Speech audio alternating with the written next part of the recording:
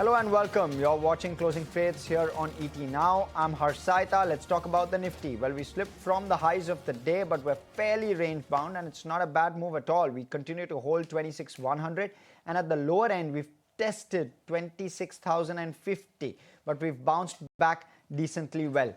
Well, the key laggards today, let's pull out. Firstly, the breadth itself is looking weaker than typically is. You also have the PSU banking pack, which isn't doing too well. But let's pull up the IT index. Let's see what that one is doing. There you go on the advanced decline, very, very weak on the breadth. The Nifty IT index of 50% lower. The Nifty bank, let's pull that one up as well. Try and zoom in and see what that one is doing. And Infosys is up around 0.8%. Of course, focus on Infosys on the back of the buyback, which is currently open. Nifty bank, 0.5% odd lower is how that one is trading at. Let's talk about the couple of sectors which are actually doing well in trade. There's auto, 1/3% higher, FMCG, 1/5% higher. Those are the two sectors which are actually standing in the green and have done so for a better part of the day. At least auto has, FMCG not so much. Look at metals, pressure there, 1.6% lower. Let's look at PSU banks as well. That's where a bulk of the pressure is at this point, I believe, around... there you go. Okay, 0.8% lower on the Nifty PSU bank. So not as much, but Nifty India Defense Index is down 1.7%. So that one clearly seeing signs of pressure, at least at this hour. Let's talk a little bit about some stocks. Within the Nifty pack, it's Tata Steel, HCL Tech, Hindalco, Bajaj Finance, which are the key laggards. Maruti is actually doing fairly well for itself. So is Interglobe. M&M also doing fairly well for itself. 1.1% higher after that analyst meet. And Tata Motors, PV, Infi are just some of the other gainers along with a Max Health. Within broader markets, plenty of buzzers. And within that pack, what you're seeing is decent moves across sectors. There's a DCM Shriram, which is up 7%. Anupam Rasayan, Sharda Cropchem, Alembic Pharma are just some of the other decent gainers, 3+% higher. A 5-star finance is standing out, and within all of this, there's IndusInd Bank, which is up 3% in trade. So that one again is one of those which is really standing out. The losers within this, Gujarat Ambuja is one of them, AIA Engineering, Hitachi Energy, JSW Energy, and Jamna Auto, all of which are losing 3% plus, are just some of the key laggards within the Nifty 500 index. At this point, broader markets clearly under pressure. Nifty small cap down 0.9% and Nifty mid cap down 0.8%. So those are visibly underperforming, and typically, given the kind of breadth, that's understandable. Kunal, your take, we're past 130. We've not hit the record highs. Should we expect maybe a car for Aisha? Joking. Okay, what do we have in store and when can we notch those record highs? See, now it's become difficult to anticipate the record highs. But today we've done phenomenally well. 2.5% down for Hang Seng, 2.5% down for Nikkei, and the handover from the US markets. And for us to close, assumingly at current levels of 0.2%, 0.3% negative, I think is a very good indication that our markets are quite strong and robust. The only concern for the markets today is, of course, lack of follow through across large cap names as well as the mid cap end of the markets. It's a lot more diverse, completely scattered in terms of the trends within sectors and across sectors. So that is, the only concern. And let's hope that this is just a one-day aberration for the index trends as such. But then largely, I think we've been holding on to the 26,000 mark for throughout the trading session today.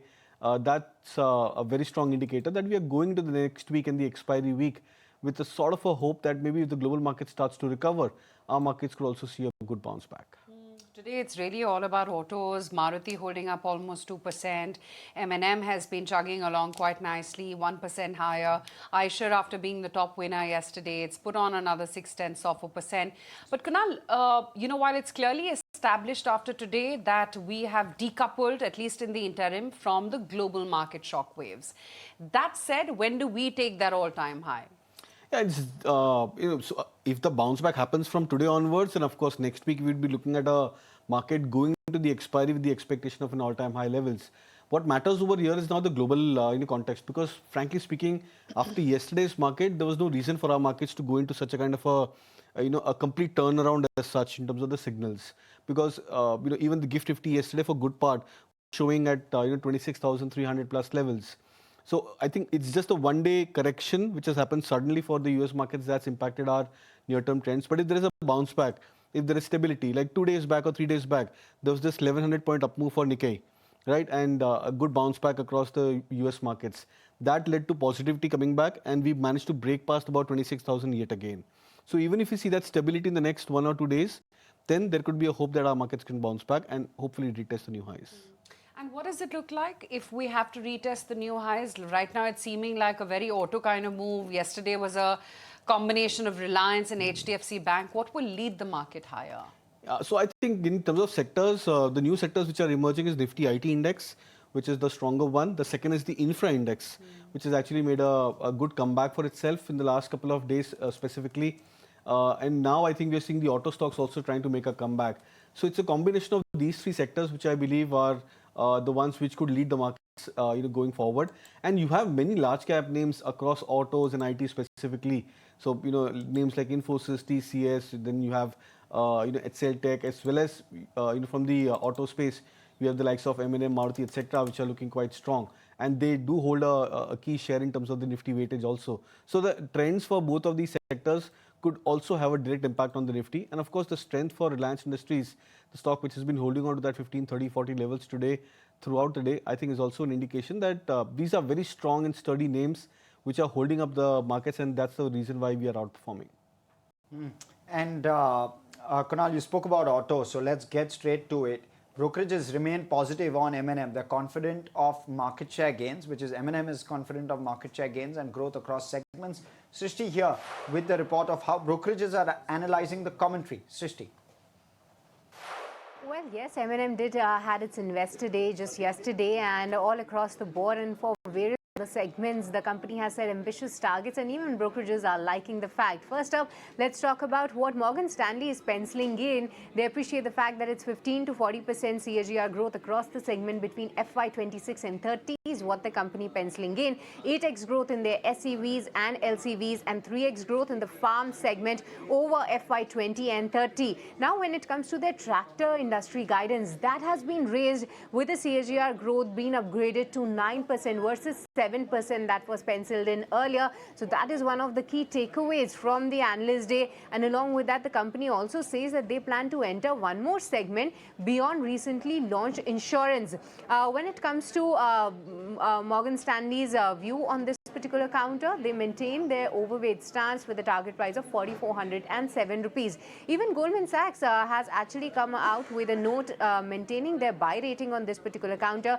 They see a 13% upside in the base case and 29% upside in the bull case. They like the fact that autos is going up strongly, and the company also talked about some of their upcoming launches in the November month itself, and going ahead in FY26 and 27.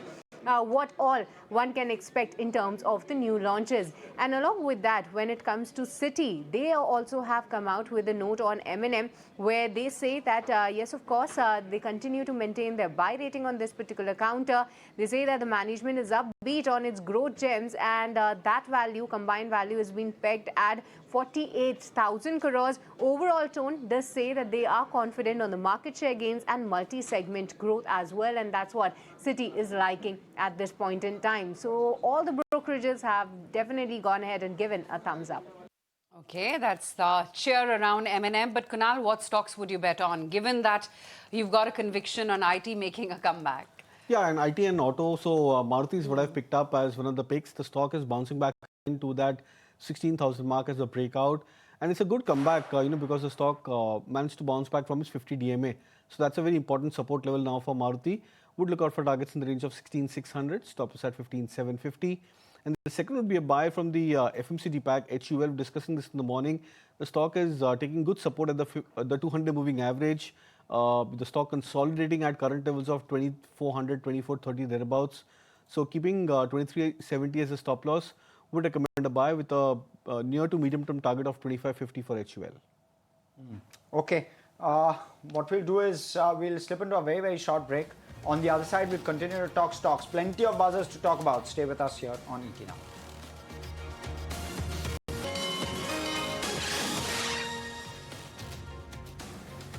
Back with closing trades right here on ET Now. And Innocent Bank, that's the one stock which is in focus right now. In fact, they've clarified and the reports on the QIP, which was doing the round. They've denied media reports about a potential $1 billion capital raise.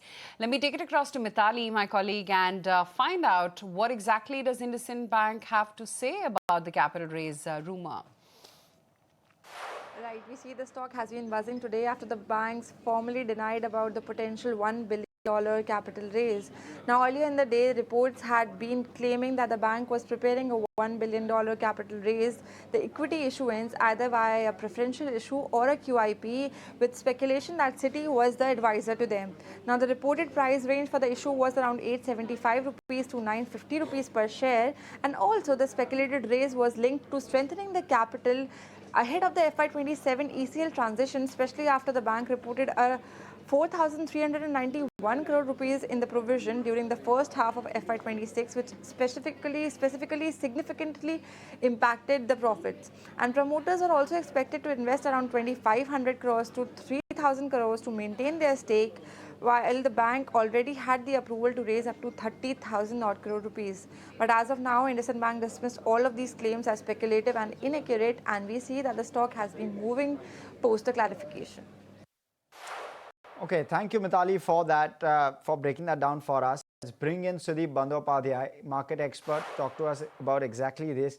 Sudeep, IndusInd Bank trading at one-time book, obviously, it's probably likely going to be a couple of more quarters before we get better visibility of what is in that book, but currently trading at one times book, and you can't ignore the fact that it's a Nifty 50 stock. It is a large company. It's one of the largest, one of the top 5 banks in the country, private sector. Do you believe that this one is something that investors should venture into? I do, Harsh. In fact, this is exactly what my thesis has been. I think the change of management has been very good. Mr. Rajiv Anand, who has come in, is an experienced hand with a lot of years of experience. He's putting together a new team. Whatever the challenges were, that's been cleaned up, write-offs have been taken. I'm sure at some stage incremental capital will be raised. Promoters have already committed to put in money to maintain their stake. Things are looking good, and absolutely valuation-wise, I think things do look really, really attractive. But the issue is, if you are getting in now, be patient. You need to wait for at least a couple of quarters before things start showing up in terms of performance. A little bit of cleanup is still probably required, particularly in the unsecured loan book, which includes the microfinance assets, where there has been a lot of challenges over the last few quarters. Overall, the industry itself has been suffering. So IndusInd Bank, get in, but plan for a year's hold if you really want to benefit out of this investment. 3% move on IndusInd. It's given a decent return from the lows of 600, 650, I believe it made, Yes. 52-week low. It's given a decent bounce up from there. Where to from now? Yeah, in fact, the stock had broken the 200 DMA in March or April 2024. And after that, almost like a 14-15 month period, the stock has managed to break past above the 200 DMA. That's a very important litmus test which we look out for on the charts. So the prospects now look to be a little better for IndusInd Bank. I'm not saying the best in terms of the private sector banking names, but a little better because the stock has managed to see that sharp phase of correction. It's trying to recover its lost momentum back again. That's a process which stocks take for at times maybe few months, few quarters on a trot. The low the stock had made for of 600 was in the month of March, April 2025, and from there on the stock is just about trying to recover the gap. That gap down for IndusInd Bank started off at closer to 885, 890 levels approximately. So which means another 40-50 points to go before the stock tries to find its momentum back again. So looks to be a better chart than what it was maybe 6-7 months back. Okay, so much better chart. The other one that's doing fairly well for itself, Sammaan Capital. Let's pull that one. JP Morgan has given a view on the bonds of Sammaan Capital basis the news that has played out. they seem to be suggesting, in fact, an overweight rating on their US dollar bonds of Sammaan Capital. They believe that, in fact, one cannot ignore the fact that there's a strong promoter coming in. Also, what they're suggesting is that you've already seen the news flow that has come through. They believe that that news flow is unlikely to impact Sammaan Capital, and this is not a Supreme Court ruling against the company, and therefore they're willing to brush that off. They continue to hold their overweight rating on a Sammaan Capital, Ayesha. Oh yeah, and you can see some relief actually play out for the stock as well right now after being quite beaten down the last two trading sessions. Finally seeing some amount of relief, holding up 2.6%. But Sudeep, what do you have to say about names like Sammaan Capital and all the news flow around it? Well, Aisha, I'll be careful. I think, today's report and confidence in the bond is good for the company. But overall, I think, the entire fund infusion process by the global investor will definitely get delayed because of this stricture of Supreme Court and the instruction of Supreme Court on to the agencies to investigate the issues much more in detail. So I think every regulator, where from Sammaan Capital is expected to get approval for the fresh fund infusion, will be a little careful and will definitely get the process will get delayed, and that doesn't augur well for the company. So I'll be careful at this stage. As and when the capital comes in, I think it's a good bet, and I'm sure it will come in. But at this stage, it's better to be a little careful and stay away from the counter. Right. Sudeep, we were just looking at M&M and, of course, the mighty blue chip that it's turned out to be. That said, the investor day takeaways, and one is wondering if you have to take a fresh position within the M&M group. What is it that you do now? Do you look at the tech play? Do you look at the insurance play? Or do you bet on M&M itself, given what they've flagged off for the growth gems, that they think that the value is going to be pegged at a sizable for 48,000 crore rupees eventually? Well, M&M definitely is a good stock, and they've been doing pretty well. We do like M&M, the main company in the automobile pack, and I think there are still a lot of legs for the company to move up. The SUV is doing exceedingly well. The tractors have picked up. The their EV business is also gaining ground. So I think they have many growth levers as things stand today. So yes, if you're a long-term investor, you can still go and pick up M&M.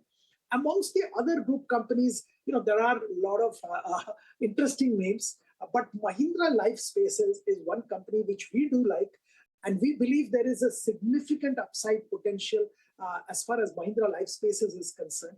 The plan of the company, the way they had outlined today, I think seems very, very interesting. And with a credible promoter like Mahindra Group behind it, I think they can do wonders considering what's happening overall in the real estate sector across the country. Right.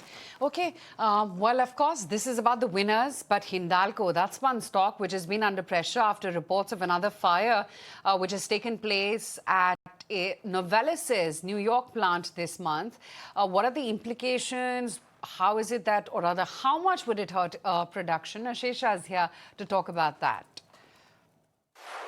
Well, yes, the stock is down 2.5%, and this is on the back of a fire incident that happened for the second time in the last 2 months at Novelis, which is Hindalco's wholly owned subsidiary, and it is at their Oswego plant. Now, remember, earlier this year in the month of September, a fire incident was reported, and that was not considered as big, but despite that, operations were suspended, and the management had time and again reiterated that operations were to resume in the month of December. Now, a second fire incident was reported yesterday. Of course, there were no injuries, but the management is yet to clarify with respect to whether the production, which was set to resume again in December, is likely to be delayed on account of second incident. We are awaiting management clarity, but as far as the total production from this plant is concerned, analysts believe that it does not contribute more than 10% to the total production of Novelis, and Novelis in turn generates nearly 60 to 70% to Hindalco's total revenue. So that's how the production and the math looks like. But for now, the stock is sitting with a cut of 2.5%. But one major impact that the street is penciling in is on Ford, global automaker, because that is a big customer for Novelis, and Ford has already clarified that they had to stop production of certain products on account of this particular fire incident that took place in September, and now perhaps they are waiting for some more clarification and commentary from the management of Novelis. But for now, it's a negative, not very big, but of course we'll try to assess whether the production resumption, which was to take place in December, is likely to be delayed or not. Okay, all right. Thank you for that, Ashesha. Hindalco, Kunal, do you have a view with regard to the charts? How do they look? In fact, I would believe at current levels, the stock is looking extremely attractive. Even though the stock is down a couple of percentage points, I think the stock has come back into a good support territory, retest of the previous lows. I think the last time the stock was at similar levels of 780 thereabouts was at the start of the month of November, when the stock had seen a gap down, and post that it's a second retest. And generally we say that the second retest towards the stock hitting the same price levels, if it's on the back of lower volumes, that's a clear indication that we look out for stocks forming a bottom for itself. So I believe current level wise, it's a good risk reward to go for a contra buy on Hindalco. Okay, contra buy on Hindalco. What we'll do is we'll slip into a very short break. On the other side, we'll continue conversation with both Kunal as well as Sudeep. Stay with us here on ET Now.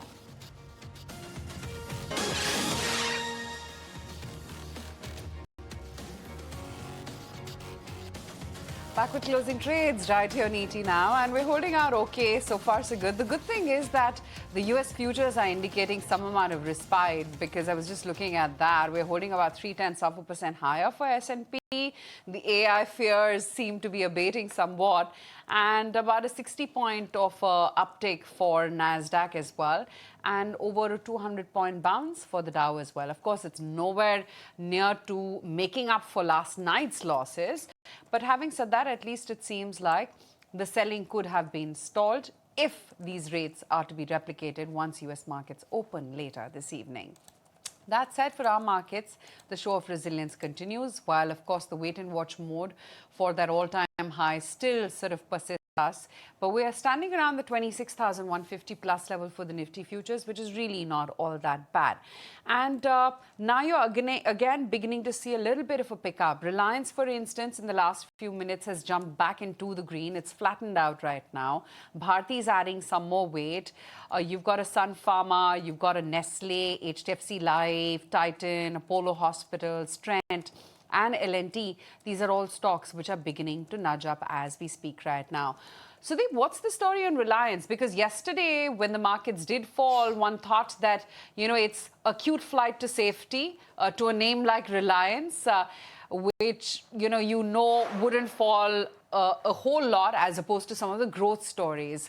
But when is it that you will do think that that meaningful move in Reliance would come by?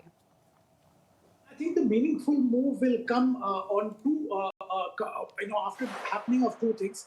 One is next quarter results itself. I expect it to be very positive as and when that comes, because the benefit of ARPU increase will be fully flowing in, and there is an expectation of a further ARPU increase going forward.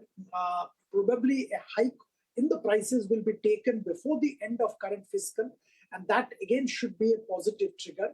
Apart from that, of course, as we know, the AGM, there was an announcement that value unlocking by way of listing of the telecom business will be done in the current financial year, first half of the next calendar year.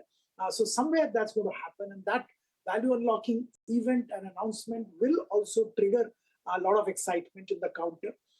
So I think these are the triggers which are known. Apart from that, of course, something can be done as far as value unlocking is concerned on the retail business. That's also become pretty big, and some value unlocking measure can be taken there. If and when that does get done, there will be excitement in the counter. Overall, the O2C business also has been by and large performing well. There has been some concerns that because of the reduction in Russian crude purchases, the margins may come down. But I think the way the GRMs are shaping up, the way the things are moving, I think Reliance is very well positioned to maintain its profitability and revenue from this segment as well.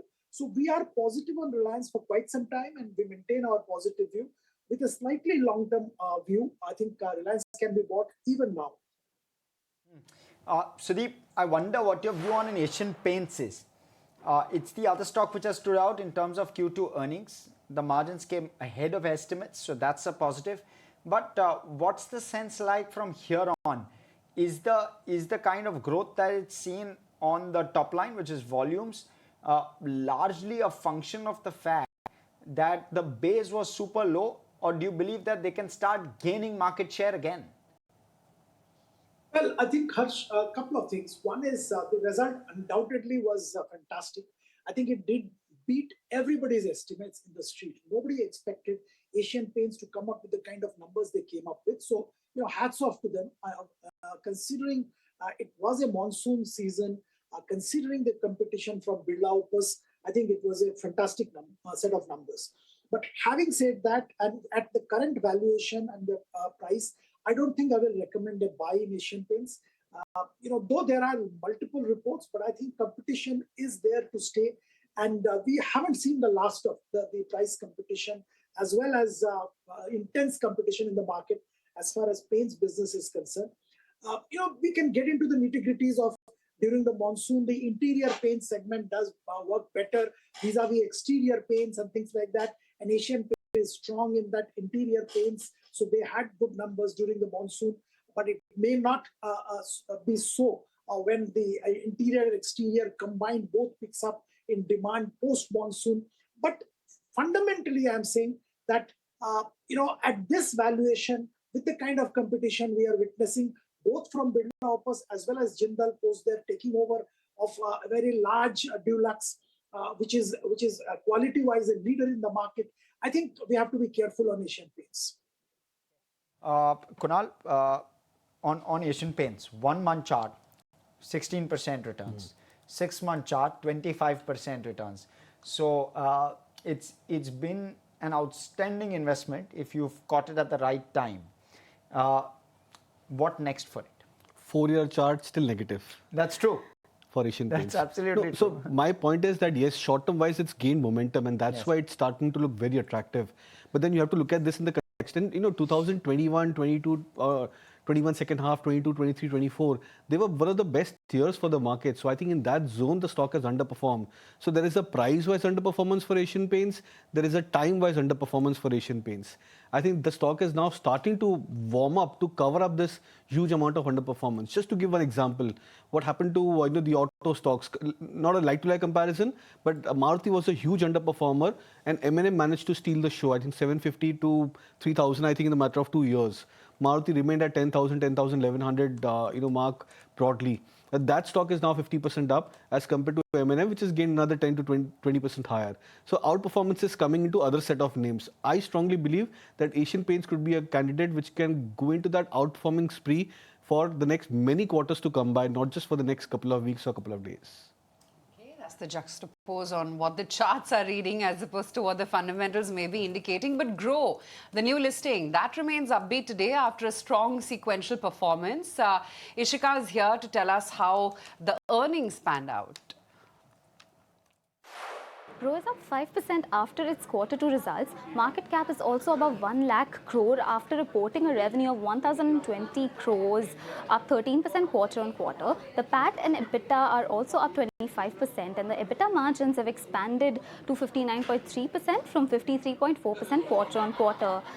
Grow has also reported an AUM of 2.7 lakh crores, up 2% quarter on quarter and 33% year on year. Furthermore, it has reported 19 million transacting users, which is up 5% quarter on quarter. Now, its NSE active clients market share is at 26.3% versus 25.5% year on year. Furthermore, adding to this, 4.5% of its 13% incremental revenue growth comes from new users. So this Q2 results has been a good relief for existing Grow investors who saw fall in share prices this week. Okay, that's that on Grow, finally seeing a bump up after its earnings came by. But Sudeep, what is it that you're making of some of these newly listed plays, the kind of earnings that they come out with, and what happens to them after that initial listing pop? I mean, what's that indicating in terms of an investor behavior? Well, as far as Grow is concerned, we have been positive and we maintain our positive view. We believe that the company will perform exceedingly well going forward as well. They have the largest number of customers already. So as far as the broking business is concerned, the numbers we see are based on the market, based on how the market behaves, the numbers will move, but they will definitely continue to maintain their leadership. But the more interesting is the newer businesses which they are getting into and which has got significant potential. One is margin funding. I think that's going to be a big book. Today, it's a very small part of Grow's income. Now that they have the potential to take it to a significantly higher level, which will be revenue accretive and margin improving. Apart from that, the other adjacencies like wealth management, distribution of mutual funds, insurance, and other things can be easily added, I'm sure will be added to their bouquet of services, which will significantly improve their overall earnings and margins. So we are positive. I think from a long-term, at least 1 year kind of perspective, even at current level, it does look good. Some of the other newly listed, we are not so bullish. One is Lenskart. I think the valuation does look very rich and full, considering that the business. Yes, it may be technology at the back end, but otherwise it's a brick and mortar business where you set up shops and sell spectacles. So I think the valuation looks really, really rich. As far as Physics Wala is concerned, I think they've got a good thing going. The education sector didn't get much funding during the current fiscal, but Physics Wala changed that, and probably there'll be revival in the interest in this particular sector. The valuation is not cheap, but from a long-term perspective, still it can be looked at. Okay. So that's on some of the fresh IPOs that have come through, and all of those have in fact come on our radar as well.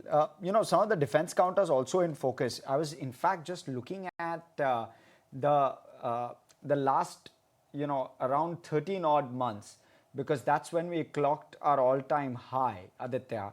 And when we did from the last time to if we had clocked our all-time high today, BEL would be one stock which really stood out within the Nifty 50 pack. In fact, it would have been the top gainer in the Nifty, 45% up.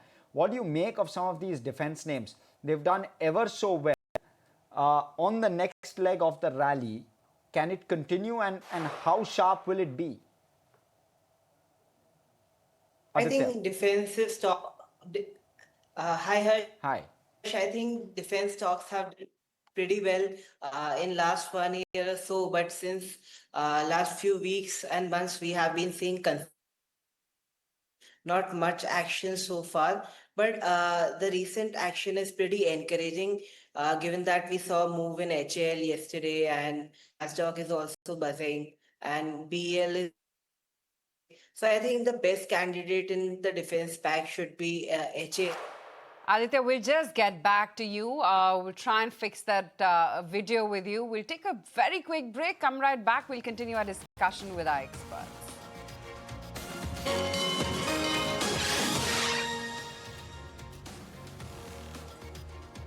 Welcome back. We were in conversation with Aditya Arora along with Sudeep and Kunal, of course, but Aditya, your take with regard to defense is what you were putting out.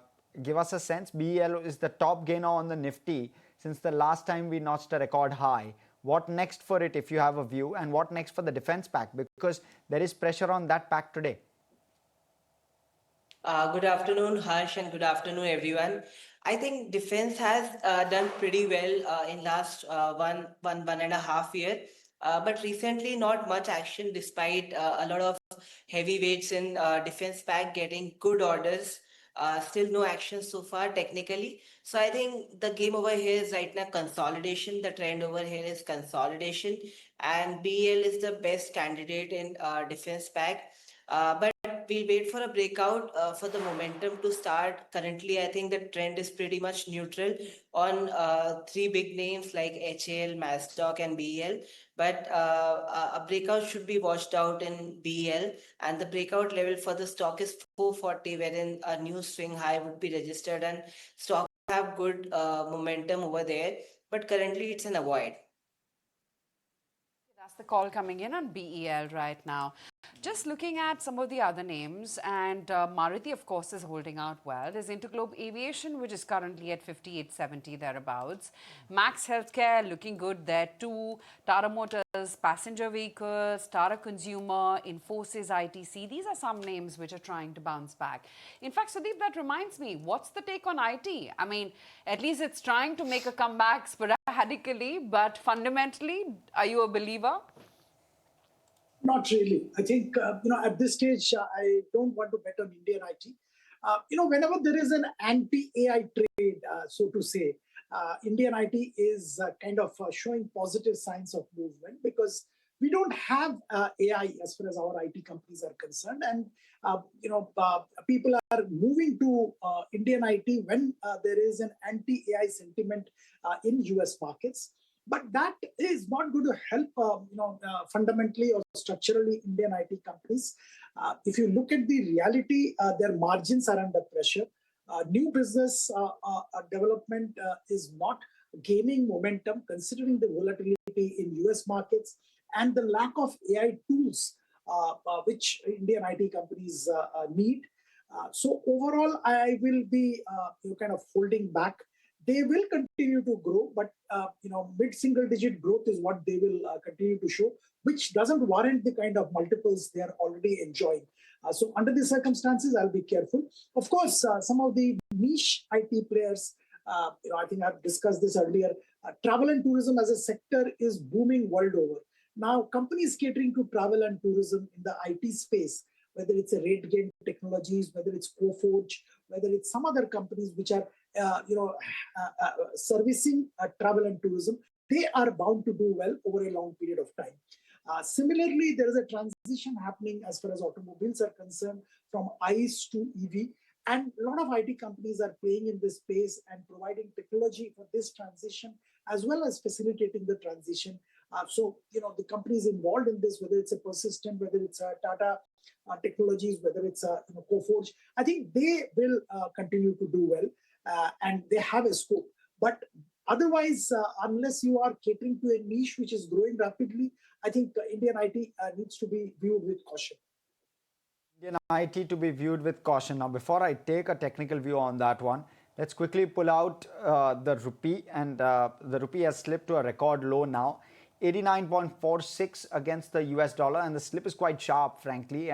So that's the one piece which is playing out. And you want to keep your eye out on that one. Nearly 1% lower on the rupee, 0.75% in fact. So the slip was sharp. And we'll wait and watch as to how that one plays out towards close. But IDBI Bank, there's an update with regard to the stake sale. There's a government source which is suggesting that RBI has given fit and proper clearance to IDBI Bank bidders.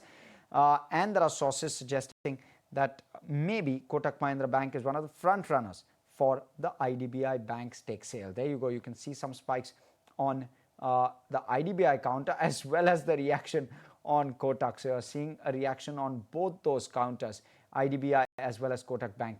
On that note, before I go to Sudeep, Kunal, Kotak Bank, would that feature on your list? Yeah, I think purely in terms of risk reward, yes, the stock looks attractive at current levels of 2,100, 2,080 thereabouts. But then again, the question is that, if the private sector banking stocks as a pack have to make a comeback, then we can expect a material upside for a stock like Kotak Bank. Otherwise, I would probably expect maybe a 2140-50 as a very immediate target for Kotak Bank. 2140-50 on Kotak Bank. Okay. Sudeep, would you like a Kotak Bank at this point? It trades at roughly 30% discount to its 5-year averages in terms of price to book. If I've got that number right, 2.1 times 1 year forward is what it trades at. And 3.1 is the 5-year average. And you also have a decent growth uptick that we've seen in Q2 for a Kotak. Are you at all positive? Not really, Harsh, to put it simply. At this stage, we are positive on the PSU banks, and some of the PSU banks, including State Bank of India, is trading at 1.1 time of book. So they are significantly cheaper. There is a merger of smaller PSU banks into larger ones, which is in the works. That should create excitement in the market. Some of the smaller PSU banks, they've cleaned up their balance sheet, have a good asset quality, nice branch network, and quoting at a significant discount to their private sector peers. So whether it's a Bank of Maharashtra, Central Bank of India, do look attractive at current levels. One can't comment on the which bank will merge with whom and when that will happen, but fundamentally, some of these PSU banks, valuation-wise, do look attractive and are definitely worth buying. I don't see anything major happening as far as private sector banks are concerned. While Kotak has improved, numbers in Q2 were impressive, but I think they have a lot of asset quality issues, particularly in the unsecured loan book, which includes microfinance and other unsecured loans. So I'll be a little careful even at this stage. Of course, I'm not commenting on the possibility of their taking over IDBI Bank and what can happen and can't happen on that. That's a different discussion altogether. It is, and we'll keep that for some other time. But Sudeep, great to have you on the show as always. Thanks for your time. Okay, let's talk about what else is looking tradable right now in the market. Half an hour to go, literally, before we wind up for the week. And Aditya, any trading ideas you would have for our viewers? Sure. So I'm seeing bearish structure in the market right now, given that we have lost all the gains on the index level since the morning, and the global backdrop is pretty bearish. We have seen good selling pressure in international market, and level wise also we have seen rejection in Nifty at 26,200 odd levels, where there were quite a lot of sellers out there, and even on other index, Bank Nifty 60,000 is a psychological mark where a lot of call writing is present. So my trading idea for Monday would be sell on Bank Nifty, currently trading at 58,900. Stop loss over here should be 59,600, and target on the downside would be 58,300 to 58,000. Okay, on that note, let's take a very quick break and we'll come back and track the last lap of today's trading session.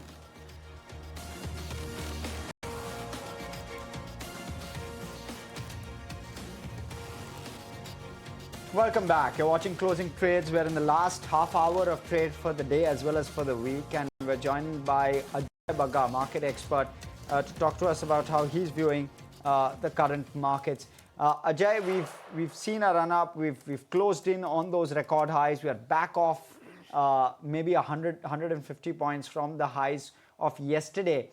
How are you viewing the market, the Indian market, and also set the context globally? It's been very choppy, right? How do you view that? Yeah, extremely volatile. Last morning, Thursday morning in Asia, we had the Nvidia results, and the markets were all very optimistic that there is a lot of runway for the AI expenditure that is happening. That continued through the US Open till about 2 hours, despite the September jobs report coming in very strongly. Still, the market continued with the AI froth. And then we saw a very steep reversal in the US markets. And they ended up quite strongly down. The Dow, in fact, at one point was 700 points up, and it ended in the negative. Same for Nasdaq and S&P 500. That pattern has followed today. What happened in India yesterday, we did not go up too much because, frankly, we don't have a direct AI play as such, and we are not getting that AI money into India. So we were not so much optimistic yesterday, and today that has helped us as the markets turned on the AI plays. Today we have held value. What is a bit disconcerting today, Harsh, is the very steep fall in the rupee. To my mind, 89 was a very strong psychological barrier, and we were expecting that the RBI will protect that. What has happened today, the way the rupee has been, the rupee level has uh, breached the 89 level and then gone right through. It shows that RBI has been missing today. I don't know why. It does show that there would have been some strong FPI selling in the market, which has caused this. There is a dollar demand. This is not the usual oil demand that normally comes towards the end of the month. So I take this as a very significant issue for the market because a stable rupee is a prerequisite for FPI flows reversing. We have been saying that, and we were expecting 89 would be protected by the RBI. And this fall today has second level impact, like RBI not cutting rates on 5th December. They will not want the rupee to fall even further, and this bringing some imported inflation into the economy. So not very good what's happening in the currency market today. I think that will give a hangover to our stock markets as well. Ajay, you set us up very well for this conversation. Jamal Maklai, MD at Maklai Financial Services, joining us on exactly this peg, which is the fact that we've slipped to a low on the rupee. Jamal, what's your take? What's caused this sharp slip, at least today? Well, the only thing I can think of is the fact that, U.S. equities are very, very rocky. And a lot of people have been talking about there being a major collapse in the global market. So that may have created some nervousness generally, which pushed the rupee lower. Stop losses at 88.80 was broken. And as you're saying, I'm actually on a flight going to RBI conference in Trivandrum. But, what people are saying, RBI is missing in action. Frankly, that's all I know. But I don't think it makes any sense for the rupee to be this weak. If you look at imported costs, if you look at RER, all of the things, I think rupee should be much stronger. But the market is the market.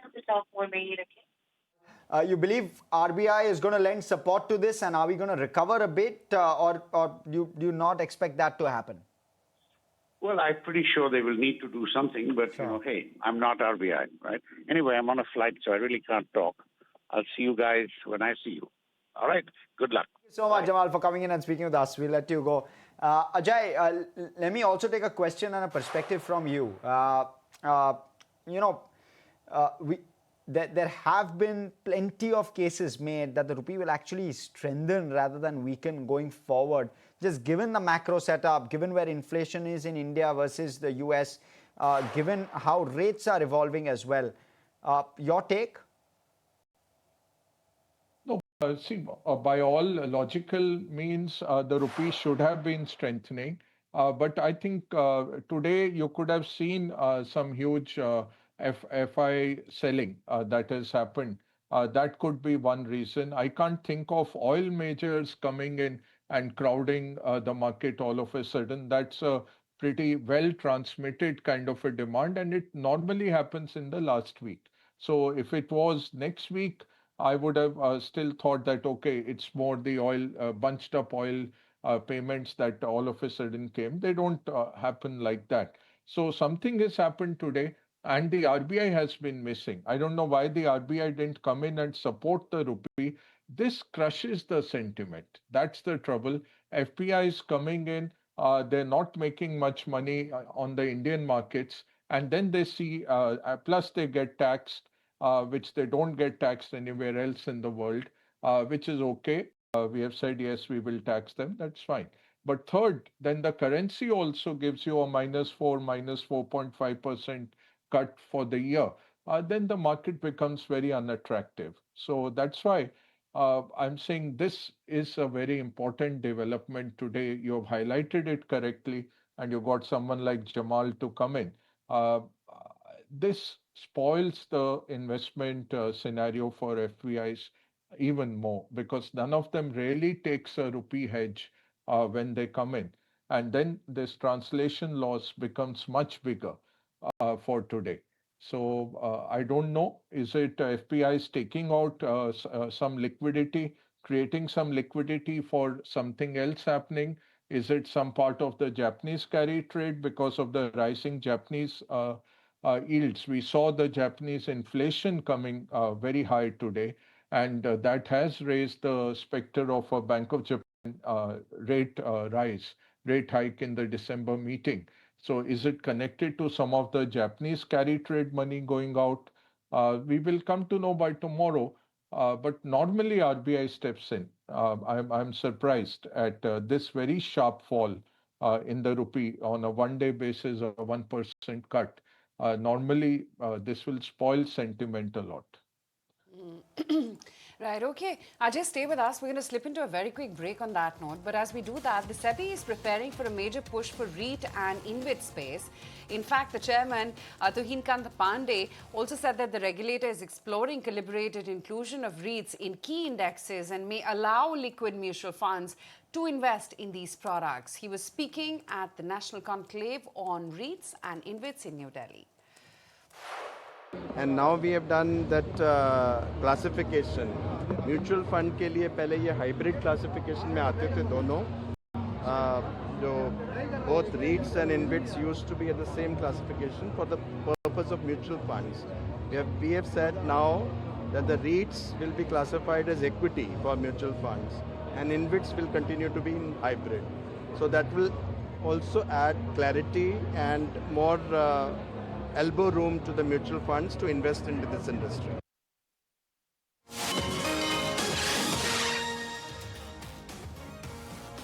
Back with closing trades right here on ET now, and we're closing down for the week. It's sure been a rough one. In fact, if we can just bring up the this week chart for the Nifty, well, sure, we do not have as much volatility as the global markets did. But yes, the wait for the all-time high, that continues. And over this week, we've managed to eke out a gain of about 0.6%. So what started off as a weak week, we finally picked up midweek bouts and closing a little off from that mark around the 26,073 odd level. Talk about the contributors this week. And my sense is IT and autos would be right on top there with due contribution from the banks as well. At least that's how the week started off, or midweek rather, when the markets did begin pulling up. Nifty IT going home with a gain, Nifty auto eking out a gain of about almost 1%, and banks as well, about a 0.6% uptick is what we've seen.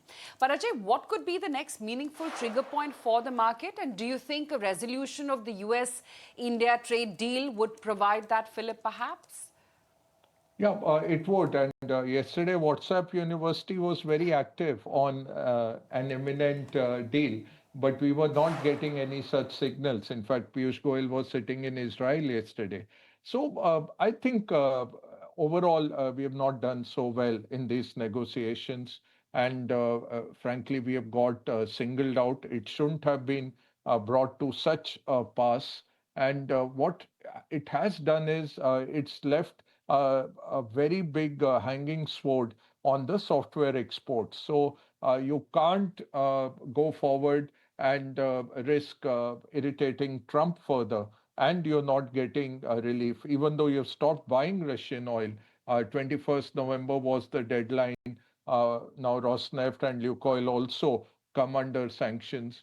So despite that compliance, and despite being the only country being singled out, we have not got relief for that so far. So once that comes in, the market will definitely rally based on that. But overall, if you look at it now, we will move into hopes for the budget doing something. We remain a very overtaxed economy. The tax revenues are not growing so fast because the taxes become too high.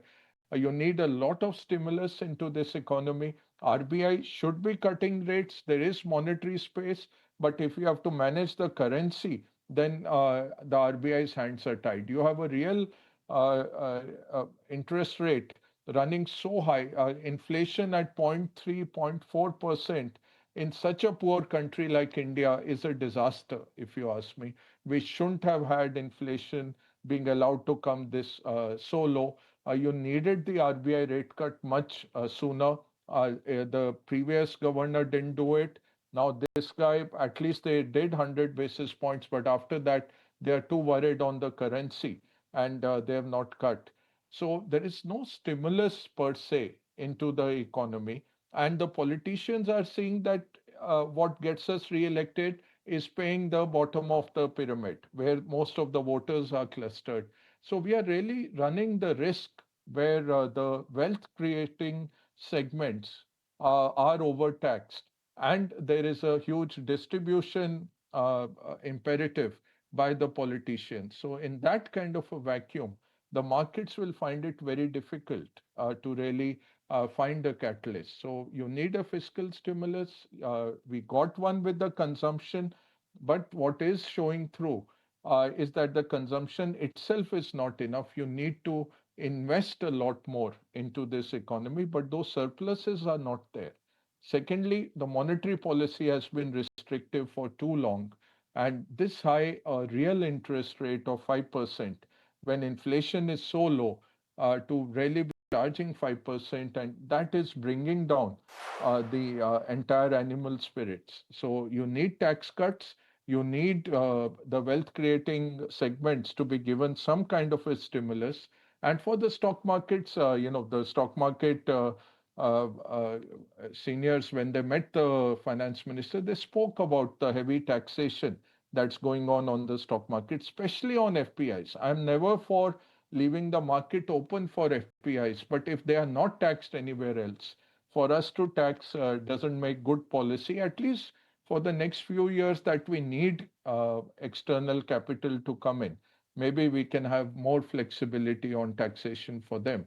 And then as we are able to generate our own local capital, we can relook at that. So I think those are some of the things, but definitely US trade deal would be a big trigger and positive sentiment maker for our markets. Hopefully it comes through.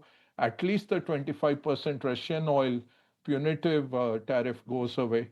That will be a sigh of relief there for our exporters. They missed the Christmas season. They won't catch that.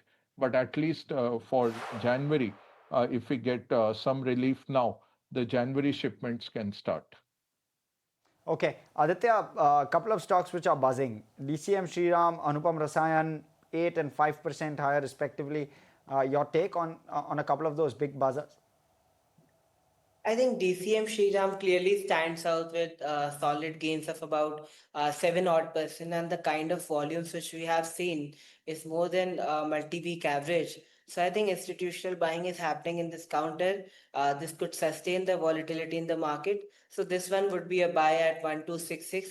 Stop loss is 1190 and target is 1340 to 1400.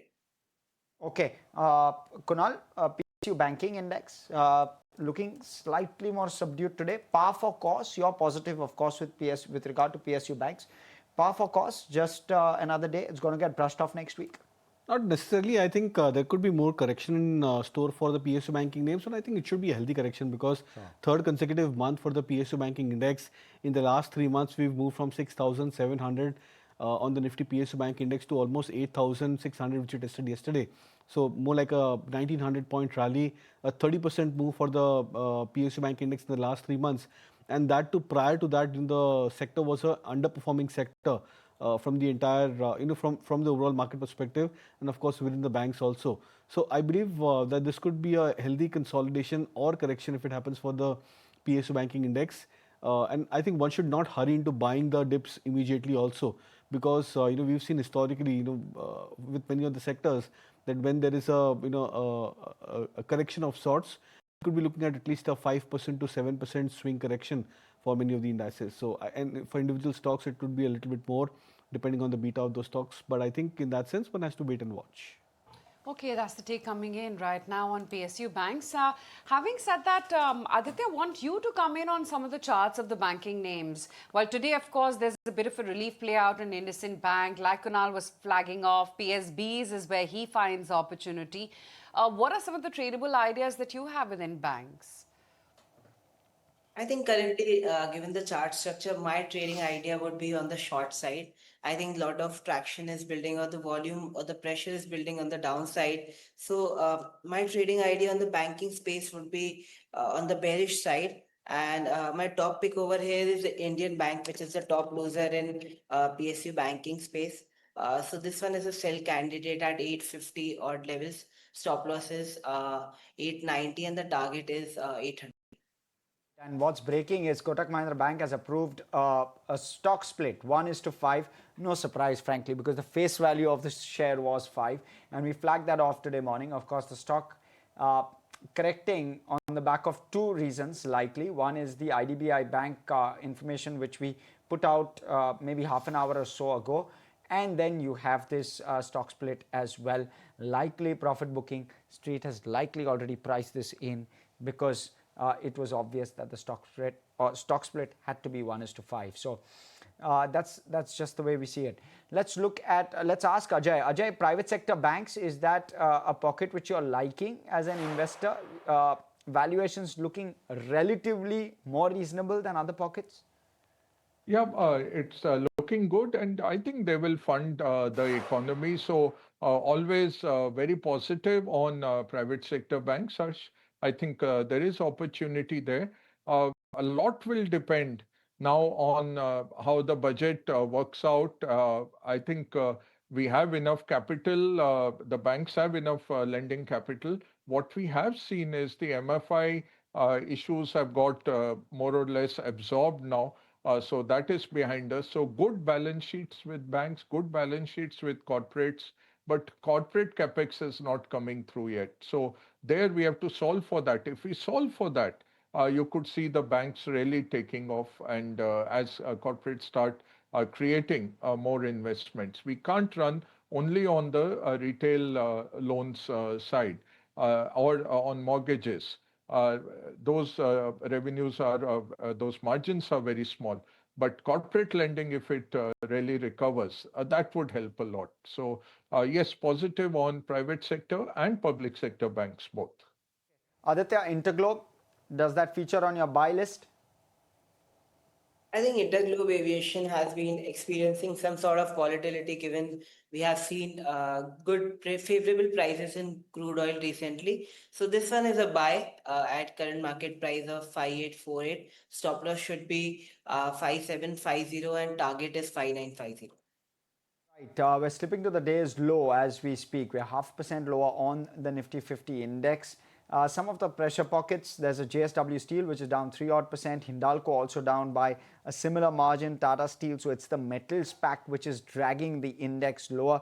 Kunal, do you have a view with regard to the metals pack?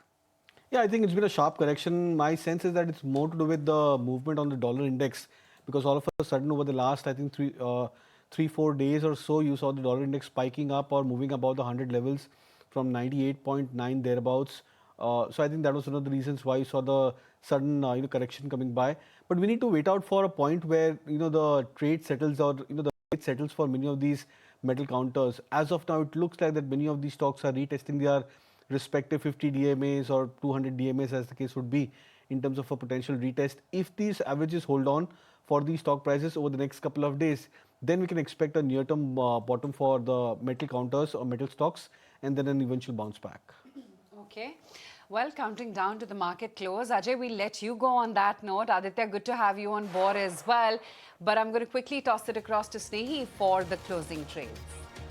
Well, absolutely tempered day of trade coming in for the last day of the trading week. If you take a look at the way the Nifty has panned out, sharp cut after the dollar index and the rupee to dollar ratio that moved about 1% lower. So you have Nifty 50 that's about 0.5% lower right now. Sensex 2 seeing about 0.5% cut. Advanced decline ratio very steeply skewed in the favor of the declines. And on the back of that, take a look at the India VIX today, a 10.5% uptick, something that we haven't seen in many, many months.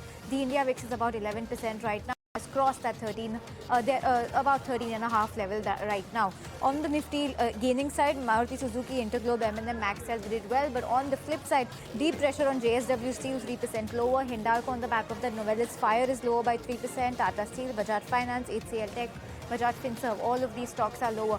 Want to see two stocks, Axis Bank and Kotak Bank. Axis Bank, that fundraising announcement has come, and Kotak Bank stock split has been approved in the ratio 1:5. So watch out for both of those stocks as well and how they react. Sectorally, FMCG the only gainer today. Big cuts on metal, realty, PSU banks, pharma, IT and auto. But with that, we are wrapping it up on this edition of Closing Trades and how we've performed. And in fact, let me take it back to Aisha in the studio. Yes, thank you so much for that, Sneha. Kunal, give us a sense. You always give us a roundup at the end of every day of trade. Give us a sense as to what today's day of trade means. 0.5% lower. The pressure, at least on the broader end, is evident. 1.3% lower on the Nifty small cap. Even the mid cap index sinking. The breadth also unfavorable. Is it a sign of worry for you? Yeah, it's definitely a sign of worry because, coming to a point where the index was almost at 26,200 levels thereabout, and then reversing or retracing immediately on the back of what's happened across the globe. And it's not a mild reaction, a 1100 point cut on the Dow, almost an retracement of sorts for the Nikkei and many of the other indices, 2.5% down. That's going to have a ripple effect, for our markets. We were doing pretty well for ourselves till I think 3/4 of the trading session, except for the point when the rupee started to fall towards 89.4 mark. That's I think broke the back for our markets today. So hopefully, if we see the rupee making a climb back again, then I believe that we can find our feet back again. There are a lot of imponderables in this kind of a market. You need global markets to bounce back or stabilize. You need the currency to bounce back and stabilize, and the geopolitical, the news flow across the global side. I think that has to abate. So all of those imponderables are the ones where our markets will probably try and gain feet. But we get a breather, Kunal. So that's the positive. We get a breather, we get a 2-day breather, we get a weekend off. And thereafter, we analyze and look at how all of these moving parts play out. And we come back on Monday and get you better perspective. Thanks, Kunal, for joining us this afternoon. We'll let you go as well. And viewers, that's all from Aisha, myself, everyone who puts this show together. Thanks so much for watching. Stay with us. Live action continues here on ET Now. We'll continue to get market insights on the other side of this break. Stay with us.